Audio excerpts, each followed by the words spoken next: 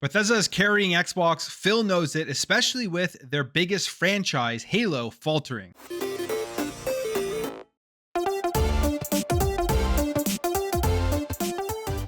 right, guys, before we get into this, I'm trying to get to 10K subscribers. We're almost there. If you're new here, you like what you see, hit that subscribe button. So 2023 has been a strong start to the year for Xbox and Xbox Game Studios.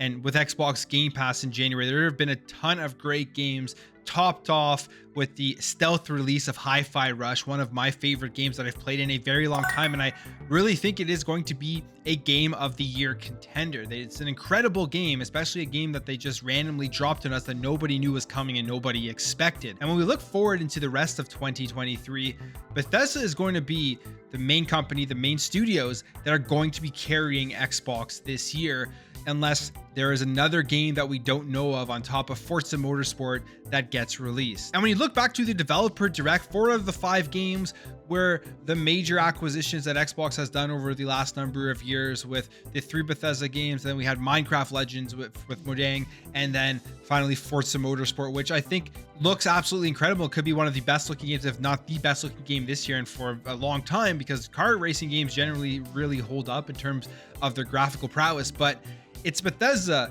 that is really pushing Xbox forward and giving them lots of first party stuff right now in 2023. And Phil knows this, and he talked about Bethesda and Xbox in an interview with IGN. And here's what Phil says: Redfall and Starfield are really important games. Every first party game that we're building is. In terms of the growth of Game Pass, it's been steady.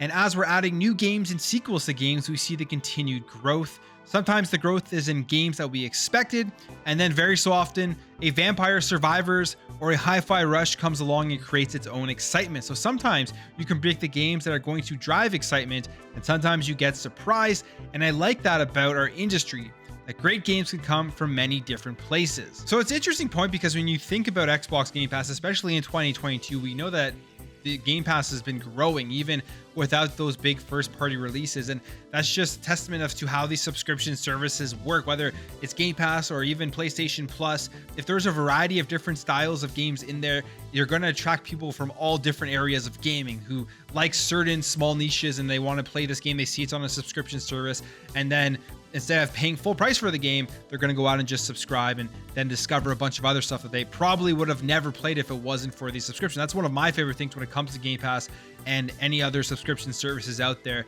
when I dive into them. Seems out here saying, for us, we obviously closed the ZeniMax acquisition a couple of years ago, seeing that Bethesda, ZeniMax being the parent company, is shipping a Hi-Fi Rush, shipping Redfall, has the Elder Scrolls Online update, shipping Starfield, that these games are coming this year. And we started the year off with our first launch into Xbox and PC Game Pass. I'm just really encouraged by the strength of Bethesda's going to show in our portfolio, and we're starting to see it already in 2023, and that's exciting. And I mean, it's right there. I mean, the strength of 2023, people are going to look back at 2023 as being a very good year for Xbox if all of these games do end up coming out, which they're all supposed to be coming out within the first 6 months of the year, and it is going to be because of Bethesda Studios. Xbox's other first party stuff, the ones that have their forever IPs, they're ones that have been on Xbox since the OG Xbox and the Xbox 360, like the Forzas and the Gears and the Halos. We're only getting Forza out of that. Halo came out in 2021. That's a live service game. That is something that, unfortunately, although the gameplay is incredible in it, and although it's still fun to play, they dropped the ball. The biggest thing with Halo is that they did a lot of damage, I think, to the actual name, because it's been pretty rough since the first couple of months after its launch, people waiting for content and not coming out, the firings, the change in management, all this types of stuff really pointed towards a mismanagement of that game. And this is supposed to be a 10-year game. And people are wondering if this game is ever going to get abandoned. I don't think it will. It's too big of an IP, but it's something that they really need desperately to turn around, like it did with the Master Chief Collection. Remember when that was announced, then came out and just had an abysmal start because people couldn't even jump into online games. Look how incredible that game is, and tons of people are still playing that. So they got to do the same thing with Halo Infinite. And then when it comes to all of their other first party studios, I'm most excited now to see what they're going to be bringing out after 2023. I think 2023, the Bethesda stuff is going to be incredible. Can't wait to play all of those games. But going into 2024, there are so many games. We got the Avowed, we got the Hellblades, we got the Fables, the Perfect Darks. We have everything else that's going to be coming from Xbox first party. Games that were announced years ago. I'm most excited to see where those games are at. And hopefully we get an update of those sometime in the future. Something I was thinking about is that we always talk about how these games were announced years ago, and we've just been waiting on updates for these games forever. The issue with that is that I just think that was a mistake on Xbox's fault and Microsoft's fault. They had to try to invigorate more hype and more interest in the Xbox platform. And to do that, they announced all of these games that we weren't going to see for many, many years. And I think that was actually, at the end of the day, a mistake. They could have just released Game Pass and continued to grow that. And I still think we would be at a place where we are now. Maybe not as exciting, but they could have waited a little bit longer to announce those games so that people wouldn't be wondering if they're ever going to be coming out, if they're ever going to be made, and if there's ever going to be any progress updates on them. And specifically when it comes to Halo, like I said, people were speculating, are they going to cancel Halo? Obviously, that's not the case. I mean, it's way too big of an IP. Anyone thinking that they were just going to shut down Halo Infinite, I think were just completely wrong about that. It was just speculation. There were rumors. There were actually lies going around. People obviously had no inside information thinking that Halo Infinite was going to close in. I think they were just blatantly lying about that. And they came out and confirmed that they weren't. And Phil Spencer talks about Halo here, N343, saying, what we're doing now is we want to make sure that the leadership team is set up with the flexibility to build the plan that they need to go build. And Halo will remain critically important to what Xbox is doing, and 343 is critically important to the success of Halo. I expect that we'll be continuing to support and grow Halo for as long as the Xbox is a platform for people to play. So I think the timeline goes on and on in line with Xbox, and I want to make sure the team set up to succeed with that. And that's all well and good. I agree with Phil here, 100%. Halo is Xbox. People can look at every single IP, but Halo is Xbox. It's the most prominent, it's the most popular, and it is by far, in my opinion at least, but I think it's true, the most important franchise on the Xbox platform, and they have to do everything they can to get this thing back in line and to make up for the poor content release over the first year and a bit of Halo Infinite. They have to do everything they can to make sure that this IP continues to get back up on top of name recognition for video games, because Halo was the premier first-person shooter for the longest time.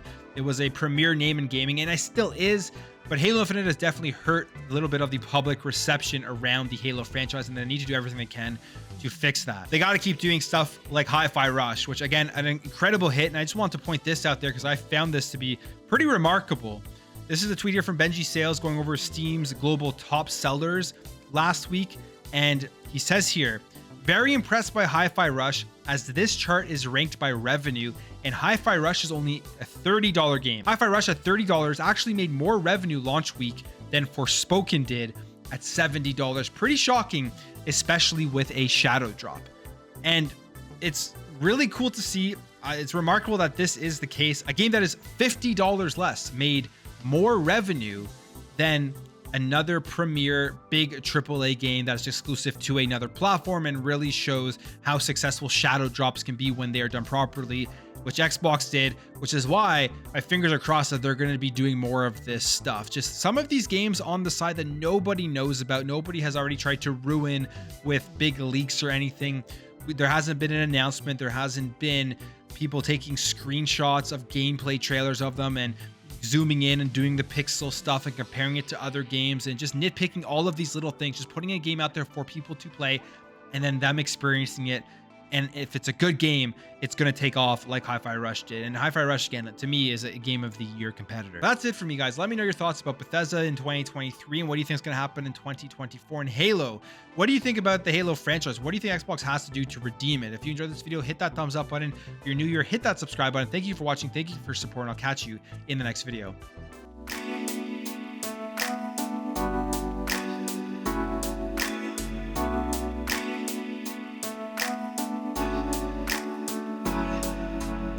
We'll be right back.